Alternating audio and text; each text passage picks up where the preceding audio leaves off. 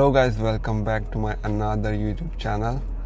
Today I'm so excited because I am going to have a Rajasthani dal bati churma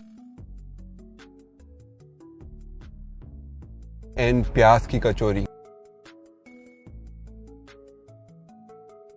प्याज की कचौरी से याद आया कि when I was in Jaipur, वहाँ पर सोडानी के प्याज की कचौरी मिट्टी के ग्लास के अंदर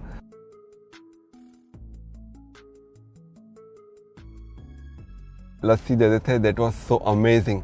सो यार लाइफ तो जयपुर में भी काफ़ी अच्छी थी, लेकिन लाइफ कनाडा में भी काफ़ी अच्छी है. लेकिन कुछ दोस्त जो मेरे जयपुर में है वो सोचते हैं कि मेरे वीडियो देखकर उनको लगता है कि लाइफ मेरी कनाडा के अंदर काफ़ी अच्छी है. तो मैं उनसे यही कहना चाहूँगा कि लाइफ कहीं पर हो, लाइक आप जहाँ कहीं पर भी हो वहाँ पर आपकी लाइफ अच्छी हो सकती है. If you know what's special about your city, what are the good restaurant in your city, so you can explore them and you can go there.